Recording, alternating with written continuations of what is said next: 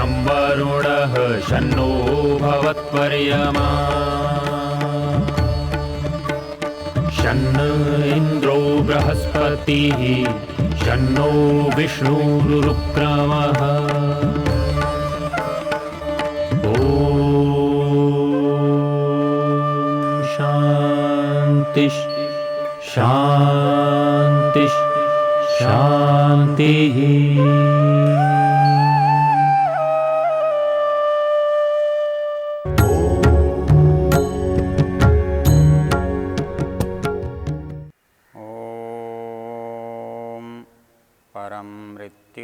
अनुपरिहि पंथां यस्ते स्व इतरो देवयानात् चक्षुष्मते शृण्वते ते ब्रवीमि मानः प्रजां रीरिषो मोतवीरान् शान्ति शान्ति शांति। इस वेद ज्ञान की चर्चा के प्रसंग में हम ऋग्वेद के दशम मंडल के 18वें सूक्त की चर्चा कर रहे हैं। इस सूक्त का ऋषि यामायनः और इसका देवता मृत्यु और इसका छंद त्रिष्टुप है। हमने पीछे देखा था कि परम मृत्यु अनुपरे ही पंथाम, या मृत्यु को संबोधन किया गया है कि तुम देवयान मार्ग को छोड़ करके पितृयान मार्ग की ओर जाओ। इतरो देवयानात् चक्षुष्मते शृण्वते ते ब्रवीमि, अर्थात तुम देखने वाली हो, तुम समझने वाली हो, सुनने वाली हो, तुम हमारे संतानों को, वीरों को, हमारे श्रेष्ठ लोगों को हिंसित मत करो। इस मृत्यु की चर्चा को करते हुए हमने पीछे देखा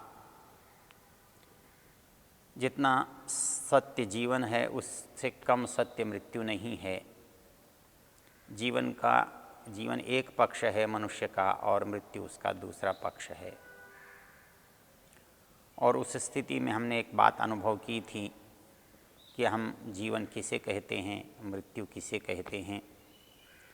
इसके लिए हमने यजुर्वेद का एक मंत्र देखा था, वायुरनिलममृतमथेदं भस्मांतम शरीरम। आत्मा कभी मरता नहीं है, कभी उत्पन्न नहीं होता है, कभी परिवर्तित नहीं होता है, छोटा बड़ा नहीं होता है, बदलता नहीं है। इसका जो बदलाव है वो जिस प्रकृति के साथ रहता है, उस प्रकृति के बदलाव में, प्रकृति के परिवर्तन में उसका परिवर्तन निहित है। वो प्रकृति से प्रभावित होता है, वो प्रकृति को प्रभावित करता है। जब वो इस शरीर में होता है तो वो शरीर को ही अपना मानता है, स्वयं को शरीर ही मानता है और शरीर स्वयं को आत्मा मानता है। ये जो दोनों इनका अत्यंत संयोग है, मेल है, जी एक दूसरे को प्रभावित किए हुए हैं, वो जो परिस्थिति है, यदि उसको कोई समझ ले तो वो हमारा जो भ्रम है, जो मिथ्या ज्ञान है, जो अवास्तविकता है, वो हमारी समझ में आ सकती है। तो पहले मंत्र में हमने शरीर के बारे में विचार किया था। मंत्र का जो दूसरा भाग है उसमें कहा गया है, ओम क्रतो स्मर क्लीबे स्मर कृतम स्मर। ओम यहाँ संबोधन है। उस ओम को, हे क्रतो, जो कैसा है, कर्मशील है। यहाँ 3 शब्द हैं और तीनों शब्दों पर अनेक भाष्यकारों ने अलग अलग तरह से विचार किया है। कुछ का मानना है कि मृत्यु के समय परमेश्वर का स्मरण किया जाना चाहिए। क्रतो स्मर, अपने सामर्थ्य का स्मरण किया जाना चाहिए। क्लीबे स्मर, अपने कार्यों का, अपने भूत का स्मरण किया जाना चाहिए। कृतम स्मर, जैसा कि हम जानते हैं ये तीनों चीज़ें हमारे उस काल से जुड़ी हुई प्रक्रिया में सम्मिलित हैं। मूल चीज़ ये है कि जब हम प्रस्थान करते हैं संसार से, तो या तो प्रस्थान हम जहाँ कर रहे हैं वहाँ की याद करेंगे, या जहाँ से हम जा रहे हैं वहाँ की करेंगे, और या हमारा जो रास्ता है उसकी करेंगे। वही तीन बात यहाँ पर हैं। एक मृत्यु को प्राप्त होने वाले व्यक्ति के सामने क्या परिस्थिति होगी, वो या तो परमेश्वर का स्मरण करता हुआ जाएगा, या उस समय उसको अपने पिछले कर्मों की स्मृति आ रही होगी। वो कहाँ जाना चाहता है, कहाँ जा रहा है, उसका सामर्थ्य, उसकी योग्यता उस समय उसको पता चलती है। प्रश्नोपनिषद में ओंकार को लेकर एक प्रश्न उठाया है। प्रश्नोपनिषद में 6 प्रश्न हैं, और उनमें जो पंचम प्रश्न है, जो 5वां प्रश्न है, उसमें एक प्रश्न उठाया है कि जो ओंकार का ध्यान करता है अंतिम समय में, उसकी क्या गति होती है। आप इसको सामान्य परिस्थिति में समझिए। हम समझते हैं कि हम आखिरी समय में याद कर लेंगे तो चले जाएंगे, हम ओम को याद कर लेंगे तो ओम को प्राप्त हो जाएंगे। मूल बात ये है कि मनुष्य जब यात्रा करता है तो यात्रा के लिए उसका कहाँ जाना है ये निश्चित होता है। यात्रा का वो प्रारंभ ही तब करता है जब उसके सामने एक लक्ष्य होता है, एक निश्चय होता है, एक उद्देश्य होता है, और वो उस उद्देश्य को ध्यान में रख करके यात्रा का प्रारंभ करता है। यदि हम ये सोचें कि यात्रा जब करेंगे तो अंतिम समय में सोच लेंगे कहाँ जाना है, तो ऐसे तो यात्रा नहीं हो पाएगी। यात्रा का मन में विचार ही नहीं बनेगा,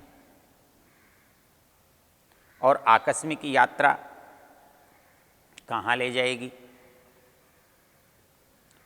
जहाँ जैसी परिस्थिति, जैसा वाहन, जैसी चीज़ मिलेगी आप उसमें यात्रा करोगे। इस मृत्यु के समय में जो विचारने की बात है वो केवल इतनी कि यात्रा आपकी सुविचारित है या अविचारित है। सामान्य रूप से मनुष्यों की यात्रा अविचारित रहती है, क्योंकि यात्रा का प्रारंभ हम समझते हैं मृत्यु से होगा, लेकिन जिस दिन यात्रा प्रारंभ करेंगे उस दिन हमारी तैयारी थोड़ी ही होती है। यात्रा प्रारंभ होनी है, ये जब निश्चित हो गया तब तैयारी का क्या प्रश्न होता है। हमें तो पहले से पता होना चाहिए हमें जाना कहाँ है, हमें क्यों जाना है, हमें कब जाना है। जब ये पता होगा तब हमारी यात्रा अलग तरह की होगी। इतना ही अंतर है। जो आदमी सोचकर यात्रा करता है उसकी यात्रा, और अकस्मात जाना पड़ता है उसकी यात्रा, इन दोनों में जो अंतर है वही अंतर साधक की मृत्यु में और सांसारिक की मृत्यु में है। सांसारिक व्यक्ति संसार की यात्रा के साधन, सुविधा, सामान सब योजना बनाता है। जीवन में उसको क्या पढ़ना है, क्या करना है, कहाँ रहना है, कैसा घर बनाना है, वो सब योजना बनाता है, सब योजना पूर्वक काम भी करता है। जब जीवित रहते हुए सब योजना पूर्वक काम करना पड़ रहा है, तो मेरे मस्तिष्क में ये बात कभी नहीं आती कि जब मैं स्थान बदल लूँगा, जब मेरी मृत्यु हो जाएगी, तब मैं उस यात्रा पर जाऊँगा तो मैं कैसे जाऊँगा। इसमें एक तो मूल कारण ये है कि मैं यात्रा पर जाऊँगा इसका मुझे विश्वास ही नहीं है। भगवान ने हमारे अंदर एक विचित्र स्थिति पैदा करके भेजा है। यदि वो नहीं होती तो भी नुकसान था, हानि थी। यदि वो परिस्थिति नहीं होती तो संसार से हमारा लगाव ही नहीं होता, संसार के प्रति हमारा आकर्षण ही नहीं होता, और संसार के प्रति आकर्षण नहीं होता तो संसार का कोई काम हो ही नहीं सकता था। इसलिए जब हम संसार से जुड़े तो हमारे अंदर संसार के प्रति मोह, आकर्षण, आसक्ति का भाव बनाया। तो इस आकर्षण ने हमको संसार में जीवित रहने के लिए बाध्य किया और उसके लिए व्यवस्था करने के लिए मुझे योग्य बनाया, प्रेरित किया, और उस योग्यता का लाभ मैंने जीवन में उठाया। तो मैं अपने जीवन में तो सारी व्यवस्था करता हूँ, मेरे जीवन का भाग बटा हुआ है, मैं प्रतिदिन की व्यवस्था भी करता हूँ, मुझे प्रत्येक मास की व्यवस्था करना भी आता है, मुझे प्रत्येक वर्ष की व्यवस्था करने के बारे में भी पता है। मैं कई बार बहुत बहुत वर्षों की व्यवस्था भी कर सकता हूँ, और उससे जब नीचे जाता हूँ मुझे बहुत थोड़े थोड़े समय की व्यवस्था करना भी अच्छा लगता है।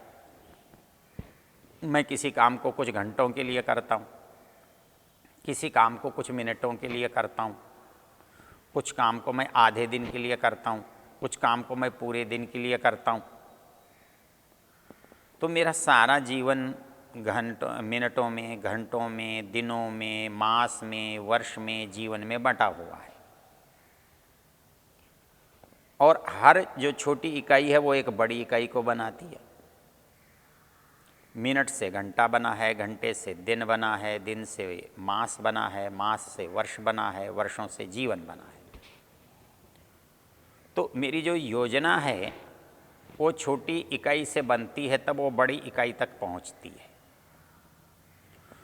तो यदि जीवन को भी एक हम इकाई मान लें और है, तो मुझे दूसरी इकाई का भी तो प्रबंध करना पड़ेगा। जीवन के बाद एकदम जीवन तो नहीं है, जीवन के बाद एक ही जीवन तो नहीं है, वहाँ मेरी समस्या दूसरी है। यहाँ से जब मैं जाता हूँ तो जाते हुए तत्काल जो मुझे उपलब्ध होगा वो मैं जिस रास्ते से जा रहा हूँ उस रास्ते पर क्या हो सकता है, अर्थात अगला रास्ता भी मेरे पहले रास्ते पर निर्भर करता है। यदि मैंने पहले ही गलत रास्ता लिया हुआ है तो अगला उचित रास्ता मुझे मिलने वाला नहीं है, मैं उस पुल पर ही नहीं जाऊंगा जो उससे मुझे जोड़ता। इसलिए मुझे ये भी देखना है कि वर्तमान में जो मेरा मार्ग है वो मुझे मृत्यु के बाद के मार्ग को ऐसे जोड़े जिससे मैं उन्नति की ओर, अच्छाई की ओर, वर्तमान की ओर जाऊं। इसलिए यदि मैं ये सोचता हूँ कि मुझे केवल यहाँ के बारे में सोचना है और वहाँ के बारे में नहीं सोचना है, तो मेरा यहाँ का प्रयोजन तो जो होगा सो सिद्ध भले ही हो जाए, लेकिन वहाँ का प्रयोजन मुझे सिद्ध ही नहीं होगा और पता भी नहीं चलेगा। इसलिए वहाँ मेरा प्रयोजन कभी पूर्ण नहीं होगा। यहाँ जो बात कही है ओंकारांतम ध्यायीत, जो ध्यान है वो ओंकार का हो, तो ओंकार का ध्यान हो, इसका मतलब ये है कि आप उस रास्ते पर चल रहे हैं जिस रास्ते पर जा कर के ओंकार से आप अपने को जोड़ सकते हैं। तो जीवन में आपने वो रास्ता चुना है, उस रास्ते का अनुसरण किया है, तभी आप उस रास्ते पर जा सकते हैं। क्योंकि संसार में रास्ते अलग अलग हैं, ये कैसे पता? ये हमें पता चल रहा है कि हर व्यक्ति अलग अलग तरीके से चलता है, अलग अलग उसके परिणाम हैं। किसी के पास सुख है, किसी के पास दुख है, किसी के पास बहुत है, किसी के पास अभाव है, किसी के पास प्रसन्नता है, किसी के पास अप्रसन्नता है। क्योंकि यहाँ भिन्नता है। जैसे एक शहर की ओर जाने वाले मार्ग भी बहुत हैं और एक शहर में आने वाले मार्ग भी बहुत हैं। तो हम चले एक शहर में रहते हुए, आवश्यक नहीं है कि हम सब एक ही रास्ते पर जाकर एक ही शहर में पहुँचें। हम एक शहर में, एक नगर में रहते हुए, एक संसार में रहते हुए जब अलग अलग ग्रामों, अलग अलग नगरों, अलग अलग स्थानों पर पहुंच रहे हैं, तो वैसे ही एक जीवन में हम रहते हुए सब एक ही जीवन में पहुंचेंगे, ऐसा नहीं है। ये संभव नहीं है, क्योंकि इस जीवन से भी बहुत सारे रास्ते इधर से उधर जा रहे हैं। इसलिए यहाँ रहते हुए मुझे चुनाव करने की आवश्यकता है। इसलिए यदि वो चुनाव मैंने किया तो भविष्य में मेरा रास्ता उसी के अनुकूल रास्ते से जुड़ेगा। मुझे अगला जन्म उसी के अनुकूल परिस्थिति में मिलेगा। मैं यहाँ से उसी परिस्थिति के सामने जाऊँगा। और यदि मैंने वो रास्ता नहीं चुना है तो ओंकारांतम नहीं हो सकता। मैं अंतिम समय में ओम का जप कर लूँ, ये संभव नहीं है। वो केवल तब संभव है जब मैंने उसको इस जन्म में, इस जीवन में उसको अपनाया हो। जितने अंश में अपनाया हो उतने अंश में वो मेरे लिए लाभदायक होता है, उतने अंश में मेरे लिए वो मार्ग प्रदर्शक होता है, उतने अंश में मेरे लिए यहाँ से दूसरी जगह यात्रा का साधन बनता है। तो यहाँ पर एक जो शब्द है मंत्र में, वो कहा कृतम स्मर। क्यों कृतम स्मर? क्योंकि तुझे जाना है, वो जाने की यात्रा तेरे कृत पर निर्भर करती है। तेरे कृत से ही उस यात्रा का प्रारंभ होता है। ऐसा नहीं हो सकता तेरा जो अकृत है वो तुझे कृत की ओर ले जाए। तो इस दृष्टि से इस मंत्र में 3 शब्दों पर विचार करते हुए मृत्यु की परिस्थिति का सुंदर चित्रण किया है।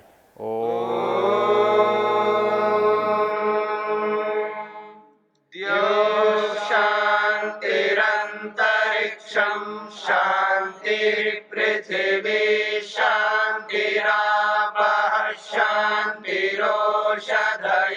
शांतिः वनस्पतयः शांतिर्विश्वे देवा शांतिर्ब्रह्म शांति सर्वं शांति शांतिरेव शांति शांति।